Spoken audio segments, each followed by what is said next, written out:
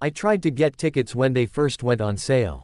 I really did. I logged in, like so many others, full of anticipation and the kind of nervous energy you only get when something sacred is at stake. But by the time I reached the checkout page, the only options left were north of £500. It felt steep. Too steep, maybe. Even for a band that had soundtracked my entire adolescence. So I let it go. But then, the day before the show, I saw Tony Iommi in an interview. His voice, his stories, that quiet wisdom in his eyes. And suddenly, the idea of not being there felt like a betrayal, not of them, but of myself. Because this wasn't just a gig. It wasn't just a band. This was Black Sabbath. This was Ozzy Osbourne. This was home. I've seen them before. A handful of times. One of those was at the O2 Academy, a one-off show that felt, even then, like lightning trapped in a bottle. But this wasn't any gig. This was the final one. This was the goodbye. And as a Brummie, and as a metal fan, there was no question. I had to be there. This was a pilgrimage. And I wasn't wrong. From the moment I arrived, it felt like someone had opened my old iPod and spilled it across the stage. Track after track, riff after riff, a whirlwind of memories disguised as songs. Bands I'd grown up with, songs I'd screamed into my pillow, anthems that had lifted me on the worst days and electrified me on the best. But it wasn't just nostalgia. It was communion. Because I wasn't alone. I was one of thousands. Each of us had our own Sabbath story. Each of us had a song that stitched itself into our skin.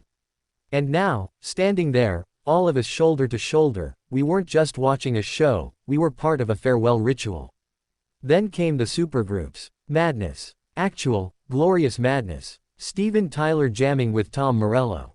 Travis Barker and Ronnie Wood casually stepping into a moment that felt like it had been waiting decades to happen.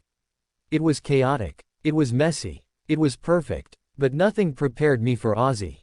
He stepped onto that stage like a man walking through fire. The tremor in his hands betrayed him. The toll of Parkinson's showed itself in every movement. And yet, he sang.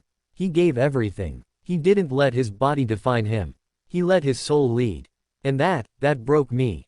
I cried. Through the entire solo set. I cried like a child. Because you think you're ready for goodbyes. You think you've come to terms with time.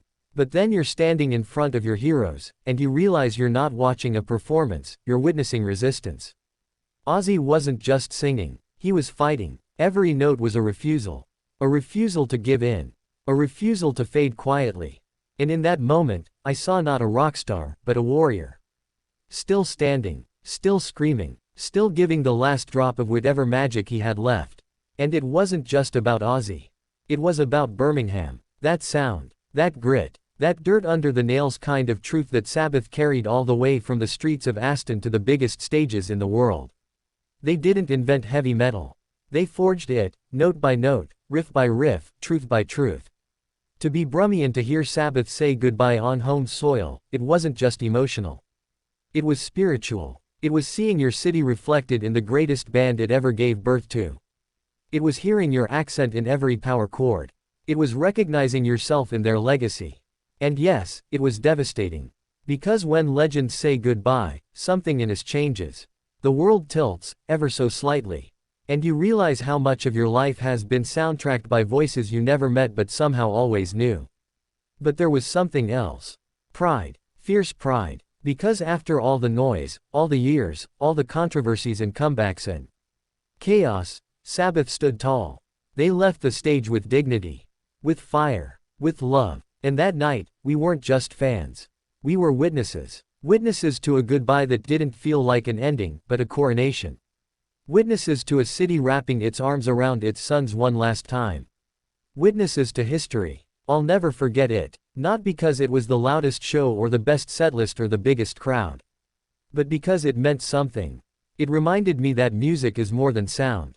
It's memory. It's identity. It's the space between who we were and who we're still trying to be.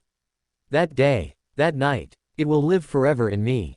Thank you, Sabbath. Thank you, Ozzy. Thank you, Birmingham. And thank you to that aching, reckless part of me that said, go. Be there. Because I was. And I always will be.